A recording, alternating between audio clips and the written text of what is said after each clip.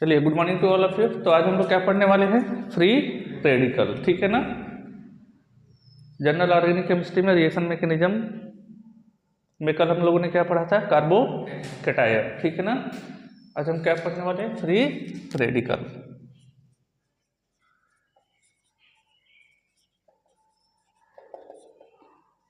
देखिए, free radical क्या होता है?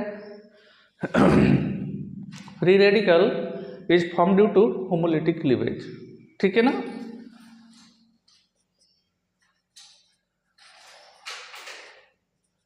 Free radical is formed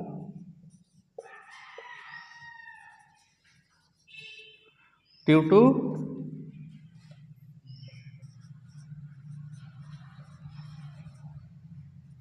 homolytic cleavage, ठीक है ना। देखिए, कार्बन ने कितने बॉन्ड बना रखे हैं? 4 बॉन्ड। और किसके साथ? हाइड्रोजन के साथ, ठीक है ना। तो बेसिकली क्या होता है कि कार्बन और हाइड्रोजन की जो इलेक्ट्रोनेगेटिविटी होती है वो लगभग क्या होती है? इक्वल होती है। नियरली क्या होती है? इक्वल होती है, ठीक है ना।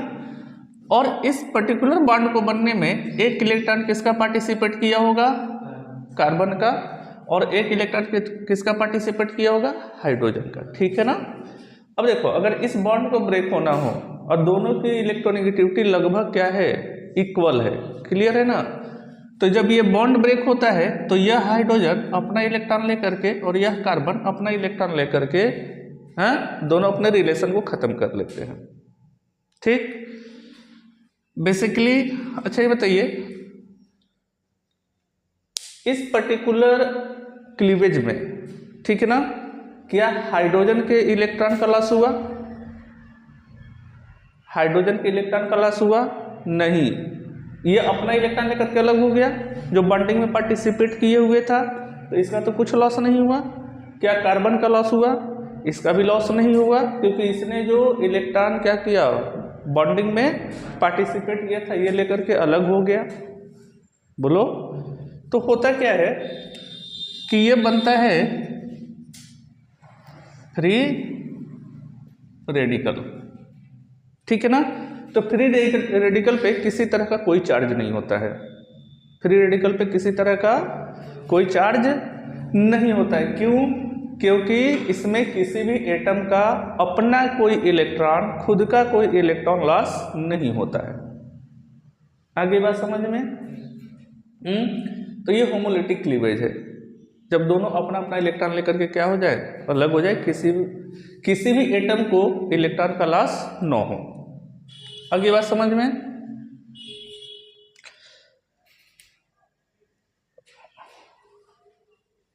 देखिए, उसके बाद characteristic feature of free radical.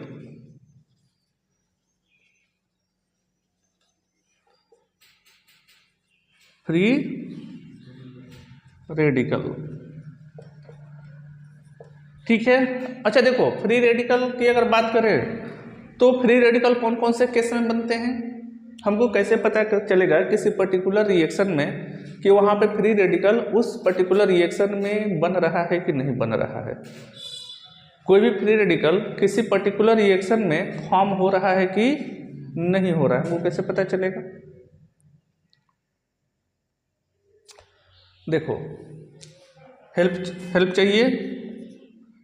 अरे बोलो। बेसिकली अगर कोई रिएक्शन क्या हो रहा हो? हीट की प्रेजेंस में हो रहा हो, तब तो वहाँ फ्री रेडिकल बनेगा, ठीक है। दूसरा, अगर किसी रिएक्शन में इलेक्ट्रिसिटी का यूज हो रहा हो, अगर कोई रिएक्शन हम ऐसा कैरी कर रहे हैं जिसमें हम क्या यूज कर रहे हैं? इलेक्ट्रिसिटी, जैसे कोल्बे रिएक्शन।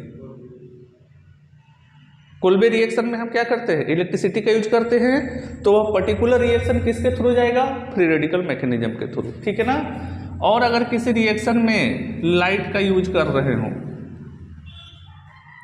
अल्ट्रावायलेट लाइट, ठीक है। और अगर किसी रिएक्शन में क्या यूज हो रहा हो? पेरोक्साइड, जैसे anti Markovnikov of addition. Anti Markovnikov का एडिशन होता है, उसमें हम क्या यूज करते हैं, पेरोक्साइड का यूज करते हैं, तो वहाँ पर भी क्या फॉर्म होता है, फ्री रेडिकल। इन 4 कंडीशन में किसी भी रिएक्शन में फ्री रेडिकल का फॉर्मेशन होता है। समटाइम्स अगर किसी मेटल का यूज कर रहे हैं, समटाइम्स, हमेशा नहीं, तो वहाँ पर भी फ्री रेडिकल बनता है। जैसे उर्ज रिएक्शन, उसमें सोडियम मेटल का यूज करते हैं, तो वहाँ पर भी क्या बनता है, फ्री रेडिकल बनता है, ठीक ना। तो इस 4 कंडीशन में फ्री रेडिकल का फॉर्मेशन होता है किसी भी पर्टिकुलर रिएक्शन के अंदर। क्लियर है, छापिए इसको।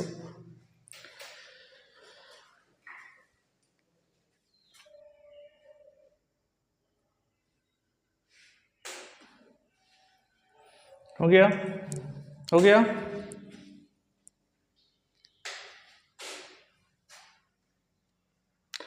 अच्छा देखिए, फ्री रेडिकल किसकी प्रेजेंस में बनता है, लाइट की प्रेजेंस में और हीट की प्रेजेंस में। इसीलिए जो मोस्ट ऑफ द क्या होती है मेडिसिन्स होती हैं, उस पर क्या लिखा होता है कि कूल एंड डार्क प्लेसेस, है ना। अगर किसी भी दवा को हम किस में रख देंगे, सनलाइट में रख देंगे या धूप में रख देंगे, तो मोस्ट पॉसिबल है कि उसमें क्या बन जाए, फ्री रेडिकल। और फ्री रेडिकल होते बहुत रिएक्टिव है। पता चला कि हम दवा खा रहे हैं, उसमें फ्री रेडिकल बना हुआ है, क्या करेगा, हमारे डीएनए तक को डैमेज कर सकता है, ठीक है ना। है, और डार्क प्लेसेस में रखने के लिए कहता है। अच्छा, जो दवा की शीशी होती है मोस्ट ऑफ द टाइम उसका कलर डार्क होता है ना। वो भी इस वजह से होता है कि जो इनकमिंग रेडिएशन है उसको क्या कर सके, एब्जॉर्ब कर सके, ताकि फ्री रेडिकल न बन पाए। दोनों में होता है सर, हाँ।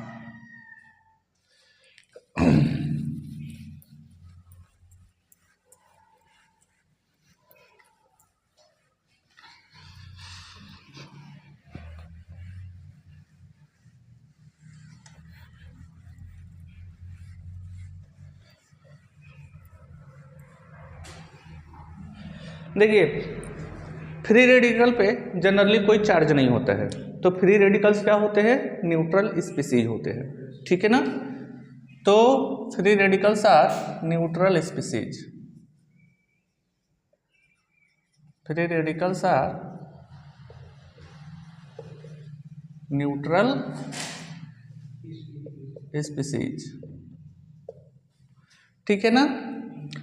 क्यों, क्योंकि किसी के इलेक्ट्रॉन का तो लॉस हुआ नहीं है, किसी भी एटम का, हाँ, इसलिए क्या होते हैं, न्यूट्रल स्पीसीज होते हैं। अच्छा बताओ, फ्री रेडिकल में ये इलेक्ट्रॉन डिफिशिएंट है या इफिशिएंट है,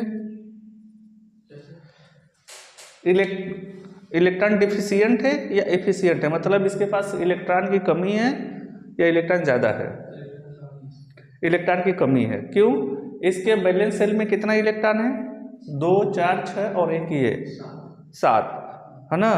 तो इसके पास क्या होता है, 7 इलेक्ट्रॉन होता है इसके वैलेंस शेल में, there are 7 electron in valence shell, that's why this is a electron deficient species. तो क्या होते हैं, इलेक्ट्रॉन डिफिशिएंट स्पीसीज होते हैं। क्यों, क्योंकि ऑक्टेट से अभी भी एक इलेक्ट्रॉन क्या है, कम है, 7 electron in valence shell. Valence shell में कितने इलेक्ट्रॉन होते हैं, यानी इसका क्या कंप्लीट होता है, सेप्टेट, ठीक है।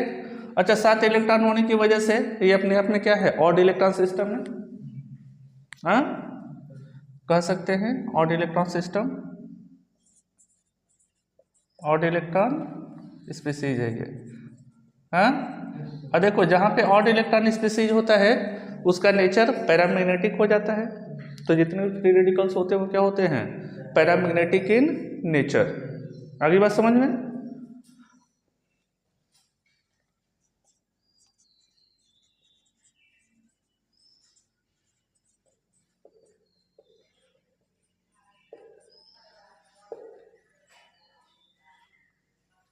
ठीक। अच्छा बताओ, इसका हाइब्रिडेशन बताओ तो,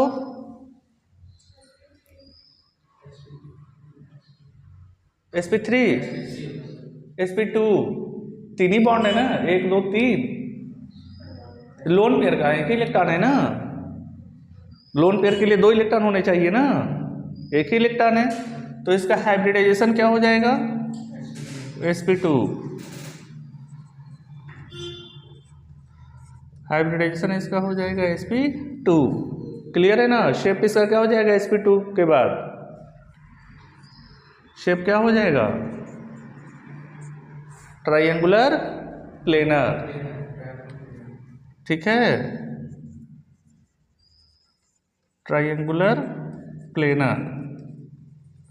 ठीक है, अगर इसका शेप बनाना हो तो कैसे बनाएंगे, इधर देखिए,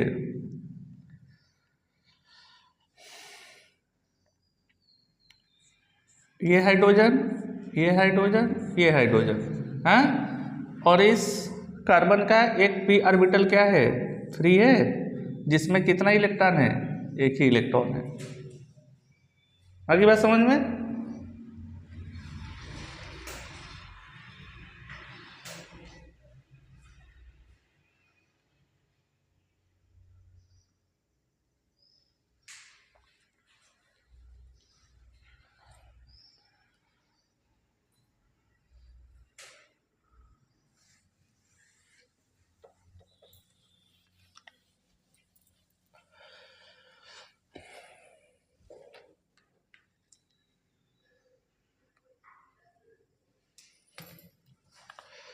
चलिए बात करते हैं स्टेबिलिटी ऑर्डर की। ठीक है ना,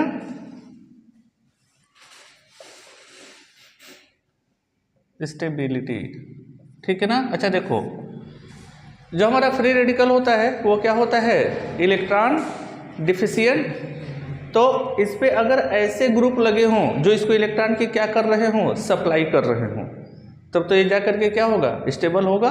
अगर ऐसे ग्रुप लग जाए जो इससे इलेक्ट्रॉन क्या कर रहे हों, विड्रॉ कर रहे हों, तब इसकी स्टेबिलिटी को क्या कर देंगे, डिक्रीज कर देंगे, हाँ, अनस्टेबिलिटी इसकी बढ़ा देंगे। बात समझ में आ रही है। तो क्या plus I and plus I effect increases it's stability.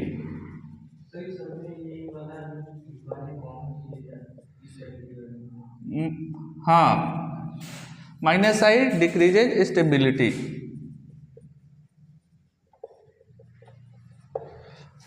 बोलिए, देखो जैसे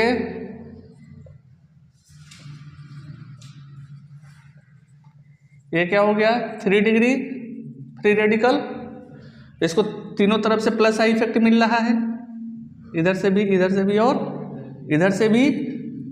तो इसकी स्टेबिलिटी 2 डिग्री के कंपेरिजन में क्या होगी, ज़्यादा होगी, हाँ। तो this is the 3 degree free radical, इसकी ज़्यादा होगी। This one is the 2 degree free radical in comparison to 1 degree.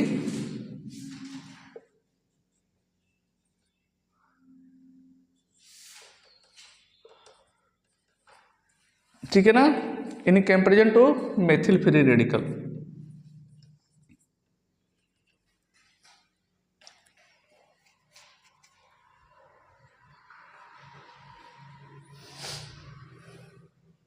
ठीक है, अच्छा देखो, free radical is also stabilised by hyperconjugation.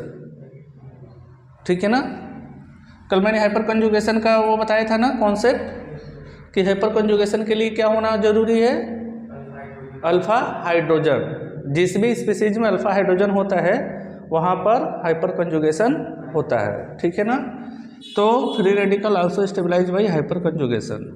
Free radical is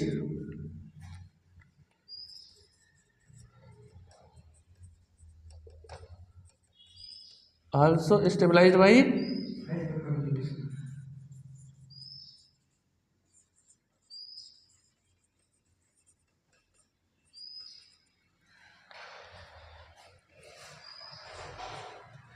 clear है।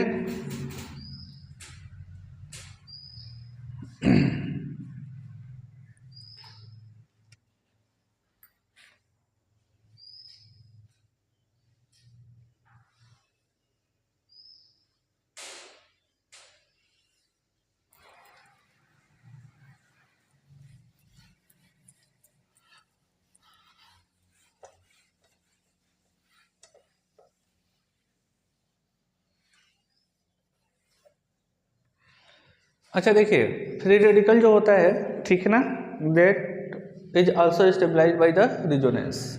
रिजोनेंस के थ्रू भी क्या होता है, वह स्टेबलाइज्ड होता है, ठीक है ना। अब रिजोनेंस में भी दो तरह के रिजोनेंस होते हैं, एक तो प्लस आर होता है, दूसरा माइनस आर होता है, ठीक है ना। तो प्लस आर इसकी स्टेबिलिटी को क्या करेगा, बढ़ाएगा, और माइनस आर इसकी स्टेबिलिटी को घटाएगा, जैसा कि किस में हो रहा था, कार्बोकैटायन में। क्लियर है ना। तो प्लस आर इंक्रीजेज स्टेबिलिटी और next one is minus R decreases stability. Clear है। चलिए कुछ क्वेश्चंस ले लेते हैं इस पे, ठीक। देखिए, विच one is more stable, which one is more stable. Clear है।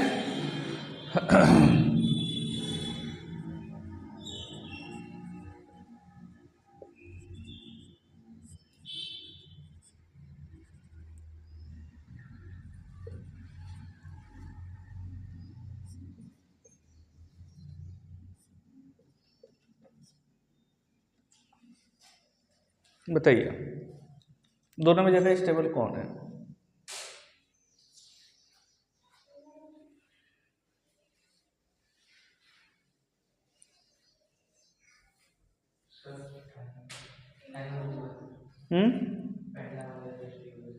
ये वाला ज़्यादा स्टेबल है, क्यों?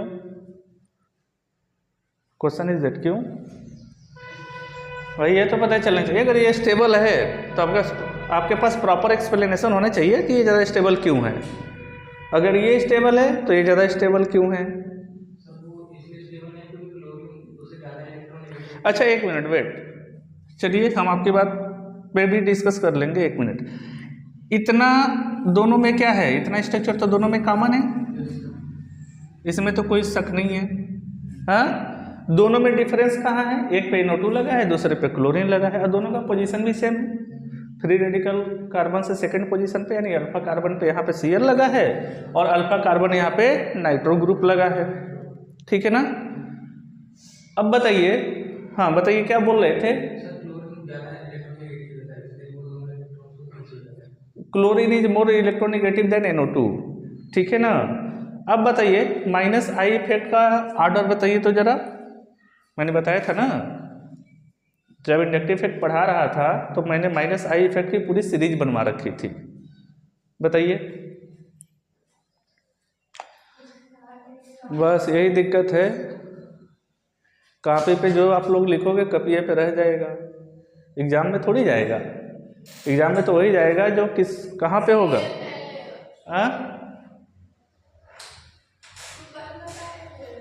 कल कहाँ बताए थे?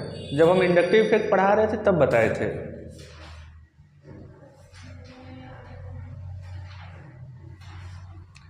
माइनस आई इफेक्ट का सीरीज देखिए, पूरा का पूरा मैंने आपको सीरीज बता रखा था, डिक्रीजिंग ऑर्डर में या फिर इंक्रीजिंग ऑर्डर में।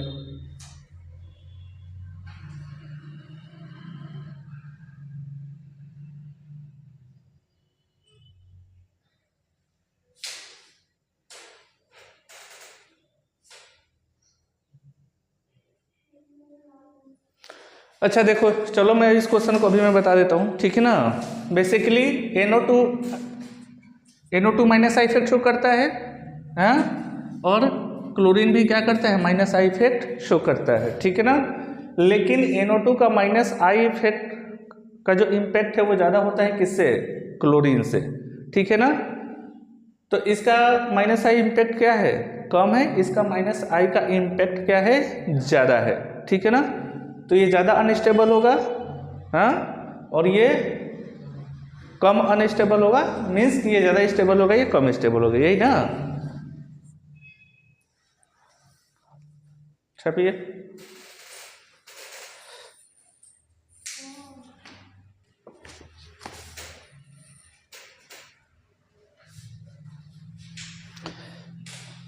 हो गया।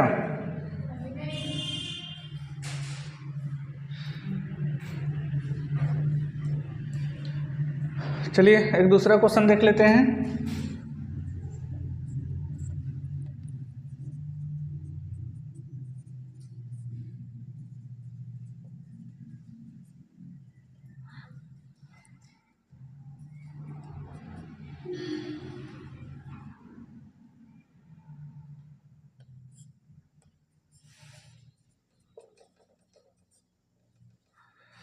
बताइए विच वन इज मोर स्टेबल,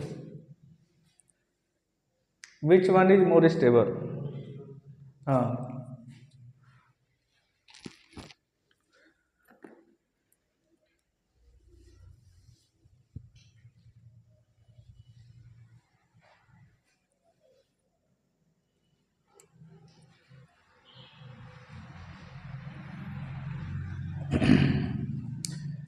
दोनों में ज्यादा स्टेबल कौन है?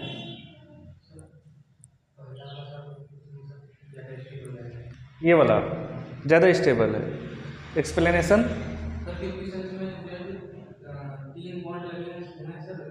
हाँ अच्छा, इसमें हम ब्रेकिंग ऑफ बॉन्ड की तो बात ही नहीं कर रहे हैं, हम केवल स्टेबिलिटी तलाश रहे हैं। हाँ हमें इस बात से क्या मतलब कि ये बॉन्ड कितना मजबूत है या फिर ये कितना स्ट्रॉन्ग है, हमें इस बात से कोई मतलब ही नहीं ना। हम इस बात से मतलब है कि पीरियडिकल दोनों में से ज़्यादा स्टेबल कौन है।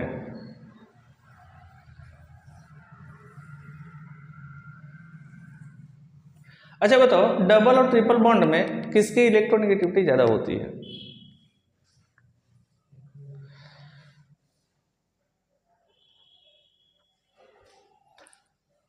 बताइए। पढ़ नहीं रहे।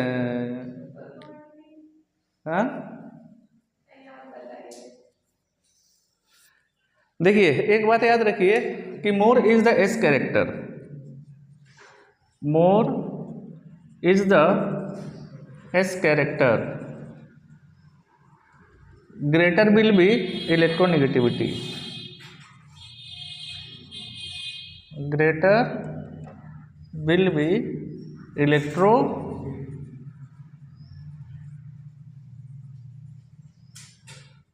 निगेटिविटी, ठीक है ना। अब अगर देखो सिग्मा बॉन्ड को देखा जाए, अगर कार्बन क्या बना रहा है, ओनली सिग्मा बॉन्ड, ठीक है ना। ऊपर मिटा दे क्या, ऊपर अब कर दें? चलिए ऊपर वाला आप लोग छाप लीजिए तो फिर मिटाते हैं।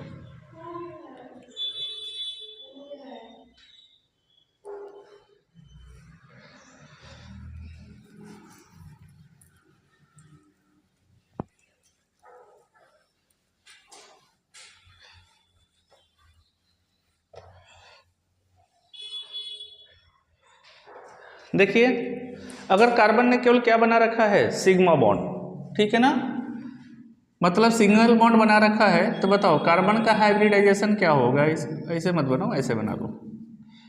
कार्बन कार्बन के बीच में अगर सिग्मा बॉन्ड है, हाँ, तो इसका हाइब्रिडेशन क्या होने वाला है? sp3। कार्बन कार्बन के बीच में कौन सा बॉन्ड है? सिंगल बॉन्ड, ठीक है, तो इसका हाइब्रिडेशन क्या होगा? sp3। अच्छा चार बॉन्ड में से केवल एक बॉन्ड क्या है? s का है, तो इसका परसेंटेज कितना हो जाएगा? 25%। चार में से अगर एक है, ठीक है, तो एस कैरेक्टर कितना हो जाएगा? 25% एस कैरेक्टर, एस कैरेक्टर। लेकिन अगर कार्बन कार्बन के बीच में क्या है? डबल बॉन्ड है, तो इसका हाइब्रिडाइजेशन क्या होगा? sp2।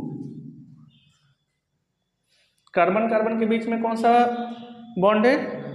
डबल बॉन्ड, तो इसका हाइब्रिडेशन sp2 है ना। कितना हो जाएगा एस कैरेक्टर? 33.33%। बोलिए। अच्छा अगर कार्बन कार्बन के बीच में कौन सा बॉन्ड है? ट्रिपल बॉन्ड, तो इसका हाइब्रिडेशन क्या हो जाएगा? sp, ठीक। तब इसमें एस कैरेक्टर कितना आ जाएगा? 50%, ठीक है ना। अब देखो यहाँ पे एस कैरेक्टर कितना है? 50%। यहाँ पे एस कैरेक्टर कितना है? 33%। ज़्यादा इलेक्ट्रोनेगेटिव कौन है? ये वाला, ठीक है ना। तो इलेक्ट्रॉन को ज़्यादा खींचेगा, इसकी स्टेबिलिटी क्या हो जाएगी, कम हो जाएगी। तो ज़्यादा स्टेबल कौन होगा, sp2 वाला, ठीक है ना। जैसे देखो अक्सर एक क्वेश्चन पूछ लेता है, ठीक है, जनरली डोमेस्टिक एग्जाम में क्वेश्चन पूछ लेता है कि उसने क्या दे दिया, एक कंपाउंड दे दिया कुछ ऐसे, मान लीजिए थोड़ी देर के लिए, तो पूछ लेगा इसमें सारे कार्बन का क्या बताइए, हाइब्रिडाइजेशन, है ना। तो इसमें बस कार्बन ने कितने बॉन्ड बना रखे हैं ये चेक कर लीजिए। इस कार्बन ने कितने, इस कार्बन के पास क्या है, ट्रिपल बॉन्ड, है ना। इस कार्बन के क्या है, ट्रिपल बॉन्ड, तो ट्रिपल बॉन्ड में हाइब्रिडेशन क्या हो जाता है, sp। इस कार्बन का sp, इस कार्बन का sp3, गुड। इस कार्बन का, इस कार्बन का sp2, इसका डबल बॉन्ड है ना, डबल बॉन्ड है ना, तो इसका क्या हो जाएगा, sp2। इसका sp3, इस साइड में डबल बॉन्ड है कि नहीं है, sp2। अरे इधर देख रहे हो तो खाली इधर ही मत देखो, किधर भी उसका डबल ट्रिपल बॉन्ड दिखना चाहिए, ठीक है ना। हाँ, इसका sp3, आगे बात समझ में। तो ऐसे क्या करते हैं, तो which one is more stable, this one, छापिए इसको, तो आगे चलते हैं।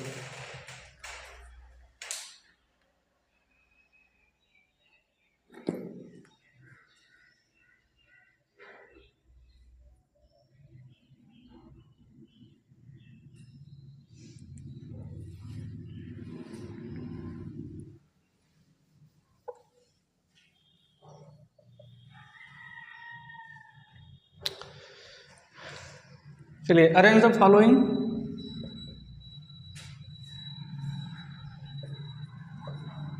Arrange the following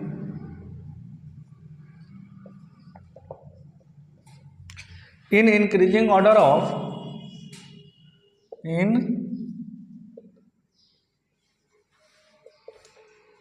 increasing order of stability। हमें किस में अरेंज करना है, इंक्रीजिंग ऑर्डर ऑफ स्टेबिलिटी में, क्लियर है।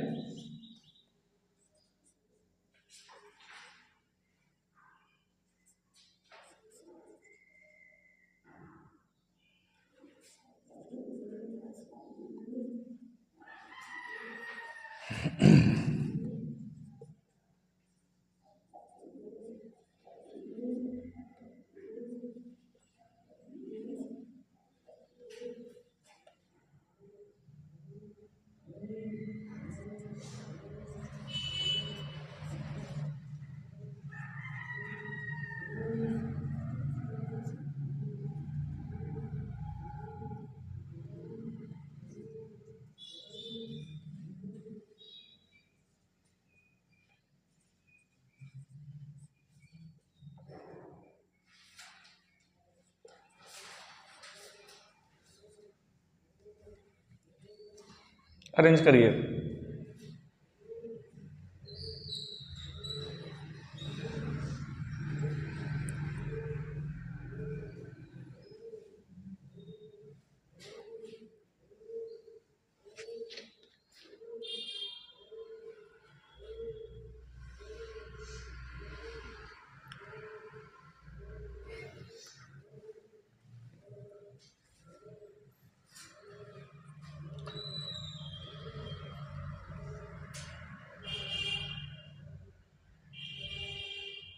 बताइए,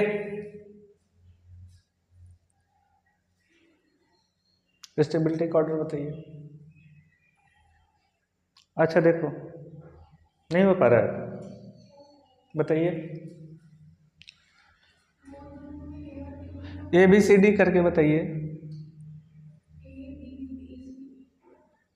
A B D C increasing में कि डिक्रीजिंग में? इंक्रीजिंग में है, तब तो गलत है। हाँ देखो यहाँ पे कौन सा इफेक्ट, हाँ इसमें कौन सा इफेक्ट लग रहा है?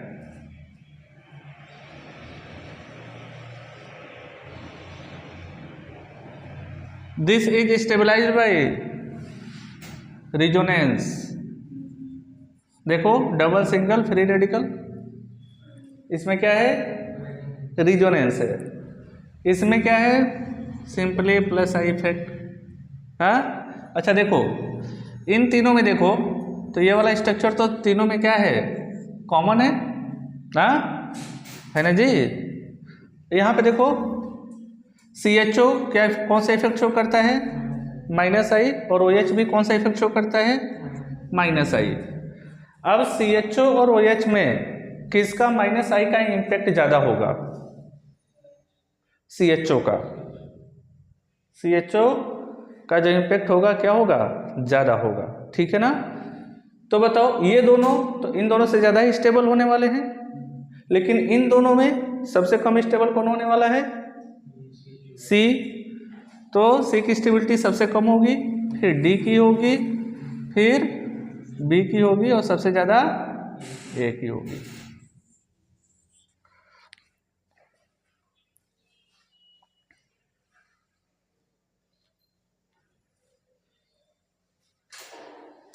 आई बात समझ में?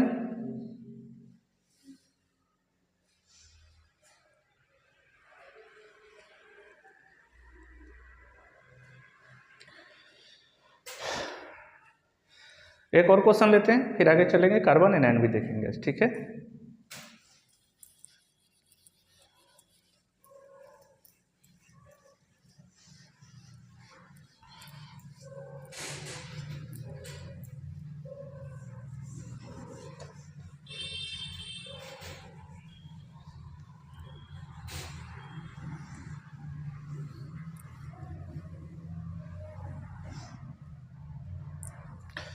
Arrange the following in decreasing order of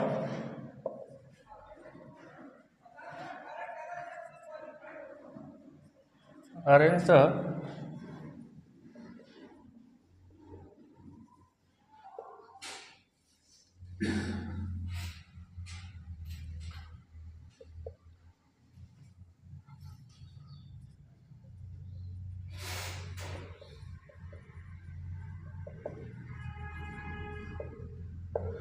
decreasing order of stability. इस बार किस में लगाना है? डिक्रीजिंग में लगाना है, ठीक है।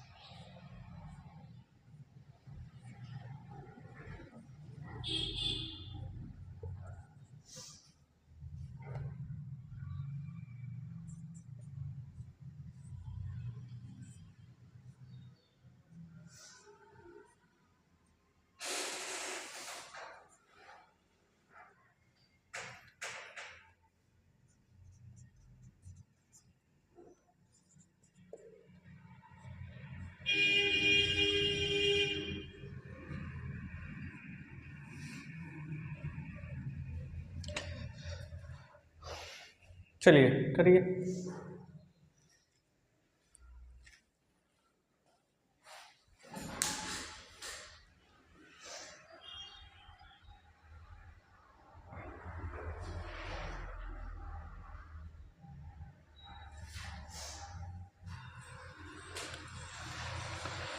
चलिए हुआ? हाँ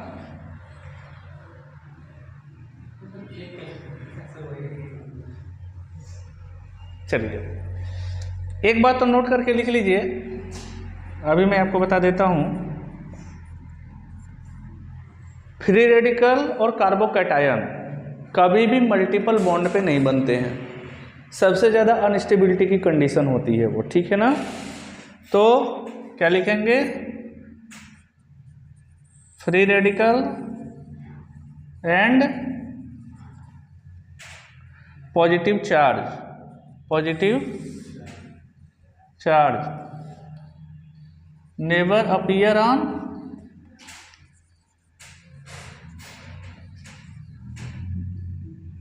मल्टीपल बॉन्ड। और ये मल्टीपल बॉन्ड किसके बीच में होगा, कार्बन कार्बन के बीच में। इन चारों में देखो, ये वाला जो फ्री रेडिकल है उस कार्बन पे अपीयर हो गया है जिसपे क्या है, डबल बॉन्ड है, तो इसकी अनस्टेबिलिटी सबसे ज़्यादा होनी है। क्लियर है, तो ये तो सबसे कम स्टेबल होगा ही होगा, ठीक। चलो इन सब में देख लो, तो this is stabilise by the resonance. हाँ, यहाँ पे देखो NO2 कौन सा इफेक्ट शो करता है, -R, किस पे, जब पैरा पोजीशन पे होगा तब। लेकिन अगर मेटा पोजीशन पे होगा तो मेटा पोजीशन पे कौन सा इफेक्ट शो करता है, कल बताया था मैं, इंडक्टिव इफेक्ट। मेटा पोजीशन पे ओनली क्या करता है, इंडक्टिव इफेक्ट। तो ये कौन सा इंडक्टिव इफेक्ट शो करेगा, -I, ठीक है। अच्छा, ये NH2 कौन सा इफेक्ट शो करेगा,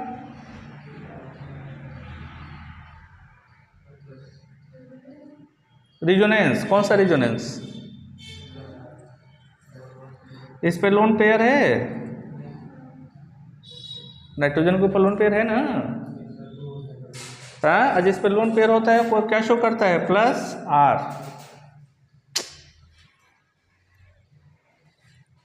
क्या करूँ तुम लोग का, बता दो आज।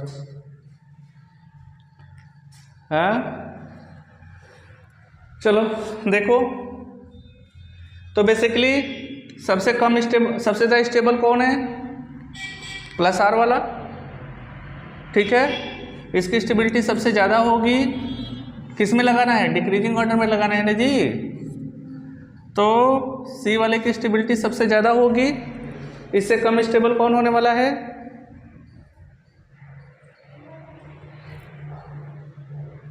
इससे कम स्टेबिलिटी किसकी होगी, इसके बाद किसका नंबर आएगा, अरे इसका ना, -R की वजह से तो और ज़्यादा अनस्टेबल हो जाएगा। इसके बाद किसका, A इन दोनों से ज़्यादा स्टेबल होगा ना। उसके बाद B और सबसे कम स्टेबल D।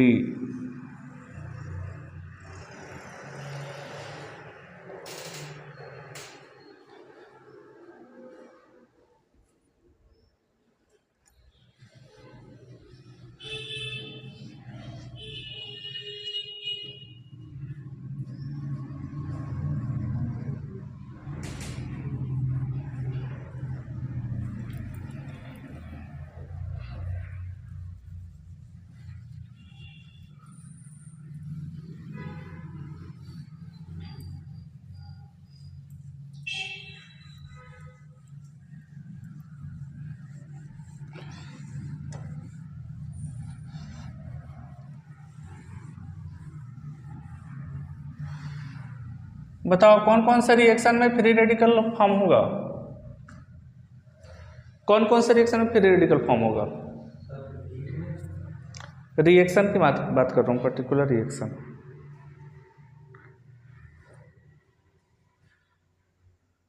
अरे अभी तो हमने बताया एंटी मार्कोनी ऑफ एडिशन में फ्री रेडिकल फॉर्म होगा, और वुड्स रिएक्शन में होगा, और कोलबेज रिएक्शन में इलेक्ट्रिसिटी को उसमें यूज करते हैं, उसमें फॉर्म होगा, ठीक है। और खोज के लाइएगा आप लोग, ठीक है, बोलो, गुड। चलो नेक्स्ट देख लेते हैं, कार्बन एनायन इंट्रोड्यूस करते हैं, इसको डिटेल में कल पढ़ेंगे। हाँ, कार्बन एनायन। देखो कार्बन एनायन क्या होता है, when positive charge when negative charge appear on carbon atom then it is known as the carbon anion. ठीक है ना। अब देखो जरा कि कार्बन के साथ एक ऐसा ग्रुप अटैच है या एटम अटैच है या ग्रुप ऑफ एटम अटैच है जिसकी इलेक्ट्रोनेगेटिविटी कार्बन से क्या होती है, कम होती है। भाई M की इलेक्ट्रोनेगेटिविटी कार्बन से क्या है, कम है। ठीक है ना। यानी carbon is more electronegative than M। Carbon is more electronegative than M। Clear है। इस बॉन्ड को बनने में एक इलेक्ट्रॉन कार्बन ने पार्टिसिपेट किया होगा तो दूसरा इलेक्ट्रॉन M ने। अब बताओ इन दोनों में ज़्यादा ज़बरदस्त कौन है, कार्बन, क्योंकि इसकी इलेक्ट्रोनेगेटिविटी क्या है, ज़्यादा है। तब अगर इन दोनों के बीच झगड़ा हो गया, रिलेशन को नहीं चलाना है, तो दोनों इलेक्ट्रॉन कौन लेके जाएगा, कार्बन। ठीक। नाउ कार्बन पे क्या हो गया, निगेटिव चार्ज, और बेचारा M देखता रह गया पॉजिटिव चार्ज। क्लियर है। तो ये कौन सा क्लीवेज है, हेट्रोलिटिक क्लीवेज है। ठीक है ना। दिस इज तो carbon anion formed due to heterolytic cleavage. Carbon anion formed due to क्या, हेट्रोलिटिक क्लीवेज।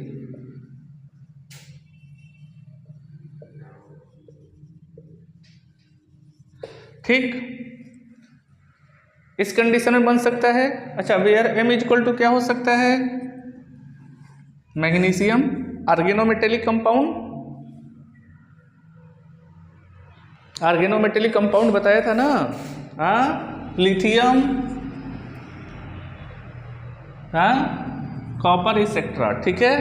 अच्छा देखो एक केस में और बन सकता है, क्या है कि हमारे पास ये कोई क्या है, ठीक, कंपाउंड है। अगर इस पे न्यूक्लियोफाइल ने अटैक कर दिया, मान लीजिए थोड़ी देर के लिए, किसने अटैक कर दिया, न्यूक्लियोफाइल ने। ठीक। अब देखो जरा, अगर यह न्यूक्लियोफाइल इस कार्बन पे अटैक करेगा तो this bond must be break. इस बॉन्ड को तो ब्रेक होना ही पड़ेगा, कोई चांस ही नहीं है। तो जब यह न्यूक्लियोफाइल इस कार्बन पर अटैक करेगा तो ये बॉन्ड क्या कर जाएगा, ब्रेक कर जाएगा। फाइनली क्या बनने वाला है, कार्बन एनायन बनेगा ना जी। तो जब कभी एल्कीन या एल्काइन पे क्या करता है, न्यूक्लियोफाइल का अटैक होता है, तब भी उस केस में क्या बनता है, कार्बन एनायन। बात समझ में आया। तो सेकेंड केस में क्या बनेगा, by attack of nucleophile on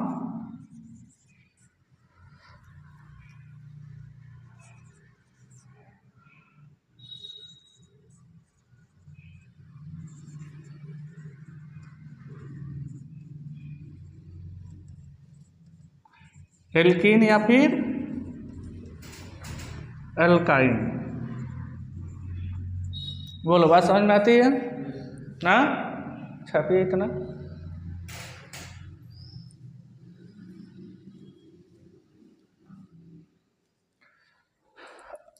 अच्छा देखो कार्बन एनायन को क्या डिफाइन करेंगे, when negative charge appear on carbon atom due to heterolytic cleavage then it is known as a carbon anion. लिख दें कि हो जाएगा, लिख ही देते हैं। When negative charge appear on carbon atom क्या due to heterolytic cleavage, heterolytic is known as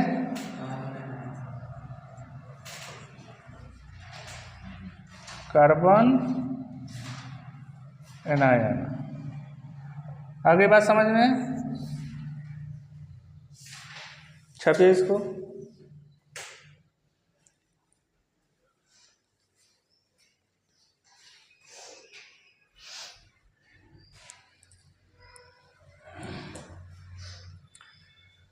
हो गया।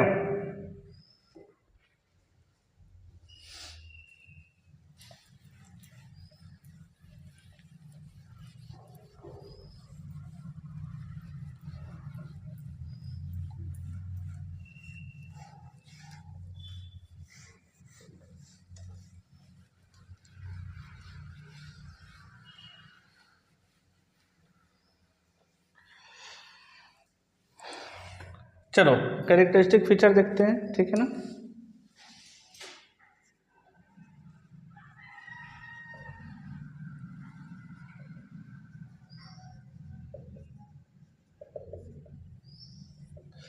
कार्बन पे कौन सा चार्ज कैरी करेगा?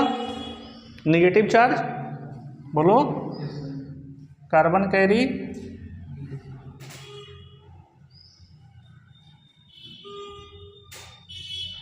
निगेटिव चार्ज, है ना। कार्बन पे कौन सा चार्ज? Negative charge. अच्छा बताओ, कार्बन पे अगर निगेटिव चार्ज है, हैं? इलेक्ट्रॉन डिफिशिएंट है कि इफिशिएंट है? इफिशिएंट है। किसी पे भी अगर निगेटिव चार्ज आ जाए तो इलेक्ट्रॉन इफिशिएंट हो जाता है। क्लियर है ना। तो नेक्स्ट क्या है? Electron efficient molecule, electron efficient species. मतलब इसके पास इलेक्ट्रॉन क्या है? ज़्यादा है, भर भर के इलेक्ट्रॉन है इसके पास, ठीक। अच्छा, कार्बन पे निगेटिव चार्ज इसको क्या बनाता है? बहुत अच्छा न्यूक्लियोफाइल। इसको क्या बनाता है? बहुत अच्छा न्यूक्लियोफाइल, ठीक है ना। तो बिहेव एज अ न्यूक्लियोफाइल। और कार्बन पे अगर पॉजिटिव चार्ज आ जाए तो किसकी तरह बिहेव करेगा? इलेक्ट्रोफाइल की तरह, कार्बोकैटायन, ठीक है। एक पॉइंट वहां भी नोट कर लीजिएगा। बोलो, है ना जी। बता दो हाइब्रिडेशन, बता दो कार्बन का।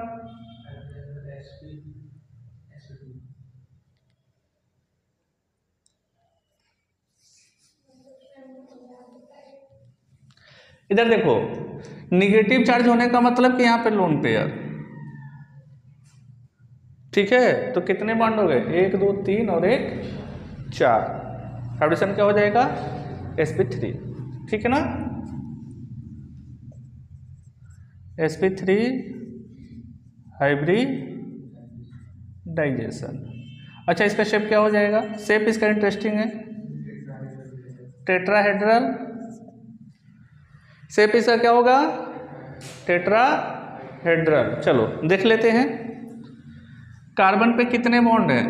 3। चलो हम इसको यहाँ पे एच कर देते हैं, ठीक। बोलो, अगर टेट्राहेड्रल का रेगुलर शेप देखें, इधर देखो, टेट्राहेड्रल का अगर रेगुलर शेप देखें तो कुछ ऐसा होता है। अगर 4 बॉन्ड होते तो ऐसा होता है, लेकिन इसमें से एक बॉन्ड तो है ही नहीं है। क्या है इसकी जगह? Negative charge. तो इस बॉन्ड को तो हटा ही दीजिए। अब किसकी तरह दिख रहा है? पिरामिड की तरह। कौन सा पिरामिड है?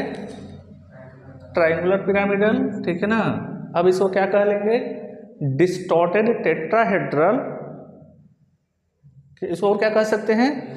डिस्टॉर्टेड टेट्राहेड्रल या फिर पिरामिडल, दोनों में से कोई भी कर सकते हैं। क्लियर है? तो इसका शेप क्या हो जाएगा? डिस्टॉर्टेड टेट्रा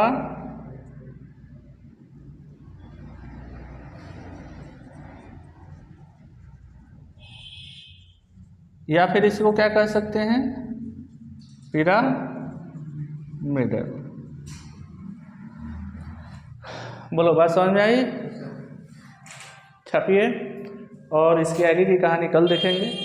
हाँ, थैंक यू टू ऑल।